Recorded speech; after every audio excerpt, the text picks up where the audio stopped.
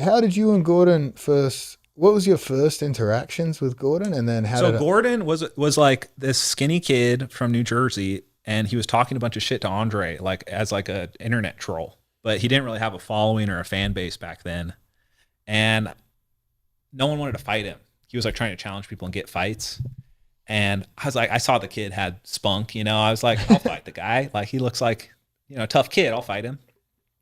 Uh, and the mistake I made was like just thinking it was going to be a normal fight, but the negotiations just got really intense about like weight cut, how much weight I had to cut. Like it's hard to imagine, but I actually had to cut like 15 pounds to fight Gordon the For first the time. no time limit one. Yeah, for the no time limit one. So he actually was 15 pounds lighter than me naturally back then, which I think is pretty impressive because he was still really tough at that time, but he was only like 180 pounds. I think his skills were probably more impressive back then. He had probably one of the best guards I ever felt at that time because like I could pass anyone's guard at that time, or at least I felt like I could, and I couldn't pass his guard that whole match. And I trained hard and I put it on him for an hour. At the last half hour, I kind of slowed down. But basically, I was just like, I kind of just gave up. He beat me on an endurance level. If you think about it, that's really Gordon's main strength. It's just like an insane, bullheaded persistence, right? Like he just will just keep going forever. I want to speak to his cardiologist and be like, bro, tell me when he's got about 15 minutes left. That's when I'm going to challenge him. You know, Yeah. that's when we'll do a no time limit match. Do you think you would ever face him? I will always pretend to in hopes that someone offers me something crazy, but also all the internet banter I do with him, I'm hoping some rich guy out there is like, fuck this. Let this guy settle this for $1 million. You know what I mean? Like some people will say crazy shit to me. They'll be like, hey, you should face this guy and the winner gets X amount. And I'm like, I'm not confident to take any winner takes all match. You know what I mean? I'm like, no, you pay me a base rate that's ridiculously high or I'm out of here. Yeah. But yeah, I mean, if we do it, I mean, the problem is as well, it's like, the guy's fucking massive. Absolutely. I'm 200 pounds right now. But yeah, if the price was right, anything's possible. And I think the build up, like it's like I cannot resist making jokes about it. I just can't do it. As an Australian, what he represents is a treasure trove of banter. It's just beautiful. He literally What is it exactly like about the personality? Delusional self-confidence? Is it the ego? He's just the dream because he is insecure. But like not self-aware at the same time? Yeah, he's insecure. He lacks self-awareness.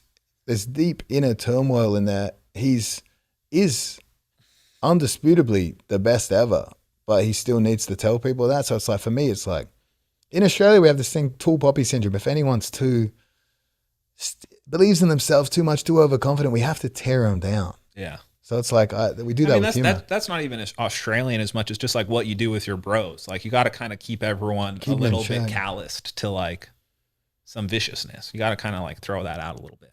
Yeah, you got to, like if someone comes in with a fancy haircut, you don't just tear them down, but you actually compliment them first, and they think that you're being serious, and then you rug pull them. Yeah. That's the art of harassing your friends, I think. Absolutely. They The can- embarrassment is key. That's what I got to do. So a lot of the times when me and Gordon would go back and forth, I would try to send him in a different direction, but we don't engage anymore. He doesn't reply to me. He would attack everyone on the internet, and I feel like I finally defeated him.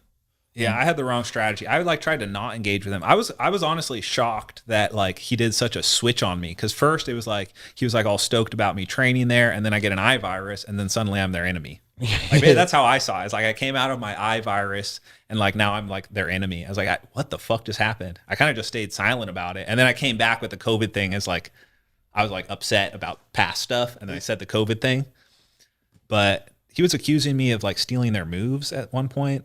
Yeah, that's interesting. What do you think about that in terms of like Danaher's game? Yeah, I mean, I think he did a really important thing, which was show. I mean, this was for my own personal agenda, really. But he showed that like Brazilian jiu-jitsu is not the genesis. Like he kind of showed that it's like Japanese jiu-jitsu is actually the genesis, which I think is a really important distinction that was going left unsaid for far too long. And so that was kind of eyes on like the phrasing, saying ashigarami and all of that, and talking about it. It was super important. He did it in a very tactful way where he didn't like offend any Brazilians. I undeniably think it was he liked to do that gently to provoke Brazil to say you got it from Japan. And this is where like you and him have a lot more tact than I have, and like know how to go about things in a very diplomatic way. My strategy was just kind of say it, but I think that was really important.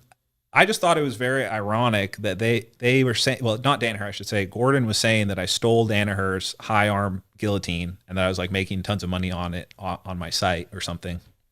But they had just told me the week before that Danaher was teaching worm guard in the basement. Oh, yeah. So I was like, they told me that he was teaching worm guard, but while simultaneously accusing me of stealing their moves because I mentioned like to like flare your wrist like that during like a front headlock series I was filming on my site. That's where, I was like, what the hell's that?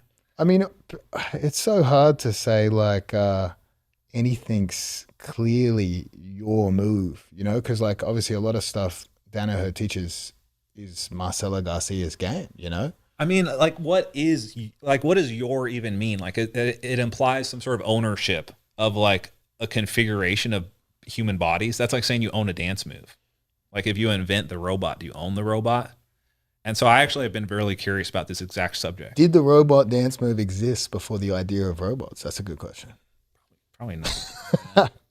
But there is some case law about owning moves, but not Jiu-jitsu moves. Yoga moves. Yoga moves. So that's the only thing I could find. I couldn't find anyone like suing anyone about like dance moves or any sort of other move because I was really curious about this at the time.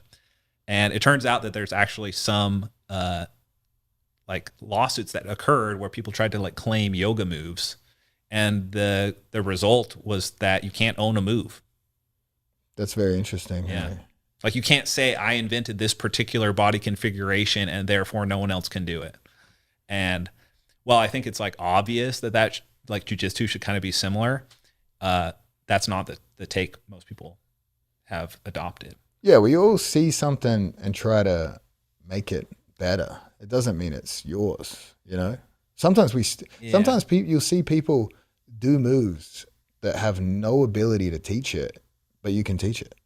And you're like, maybe obviously I should I'm be teaching this because you can't teach it. Yeah, I'm like inspired. I try to credit people. I'll be like, hey, I'm inspired by, or I feel like a lot of the stuff I'll do, I'll be like, hey, I saw Tellez do these reversals. Well, that's the thing. Is like most people will just do that. It's strange to like claim that someone has stolen your move. It was like, well, did you invent? Like, what is the story of this move?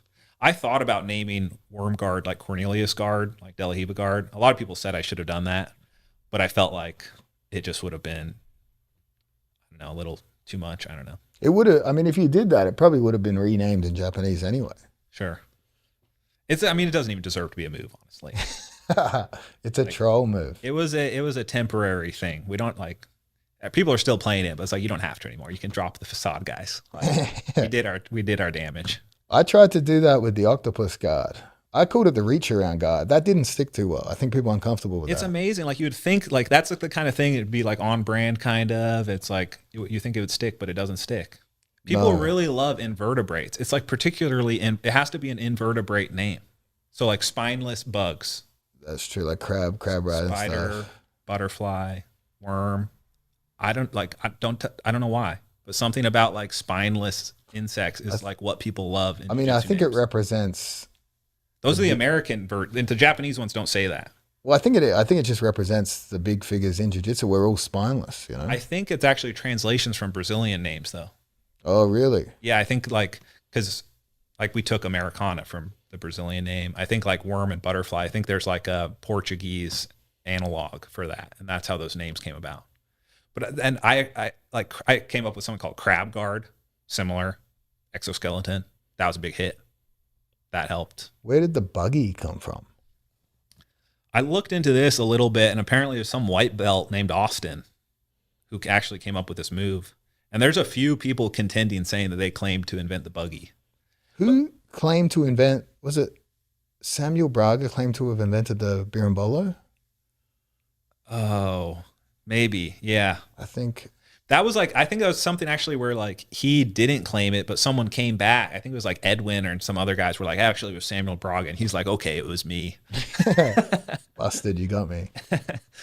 But then it comes down to like, well, who did it first on video in competition? I think if you're going to try and make that claim, you better be able to say that you did it first on video in competition. That's kind of always been the acid test for like, if I'm going to claim a move, I'm going to be like, I did it first in competition in 2010 or 2013. Cade getting PJ, it was like the first real time we saw the buggy work at a high level. Yeah. Even though it had been done previously. But I remember, but the problem is sometimes it takes a good guy to do something for you to believe it. Like when you see white belts doing buggies, you were like, that's just some dumb shit. And then Cade did it and you were like, maybe. But then I did it in training and I was like, it's actually pretty funny to do this to people. So I'm going to get involved. I still can't do a buggy choke. Really? Yeah. You would think I'd be able to do it, but I can't.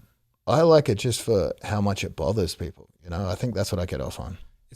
From a like tactical perspective too, the fact that you can be so threatening from a disadvantaged position, that really changes how the meta works or like what you're going to do. And because like it's more threatening than it is because it's so, the thought of getting tapped with it is so painful that you over defend it. It's a great form of guard retention. Yeah. From like, I mean, how has that changed things? Like are people, I guess it hasn't changed too much. The biggest change for me was seeing that guy get fucking spiked on his head. Oh, at trials, right? I thought that was going to at least like put some water on the flame of buggies for a while, but nope, people keep doing them. I think I'll keep competing in competition till I can hit one. Oh, you haven't hit one in competition yet? Not in competition yet, but I'll just look for easy opponents until we find the right guy.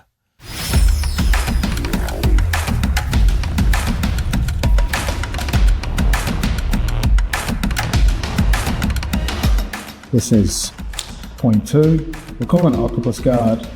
Across the board, I don't want you to think of it as a guard. It's not a guard, it's not a closed guard, it's not a half guard. It is a position that we are moving at all times. We're hitting tipping points, tilting points, we're making them chase us and onto us, shoot for submissions and pins that aren't really there. So again, although we're calling it Octopus Guard 2.0, try not to think of it as a guard, think of it as an ongoing scramble. That is a problem that is hard for them to solve, and we're going to have sort of answers for all the options and all the risks we take along the way.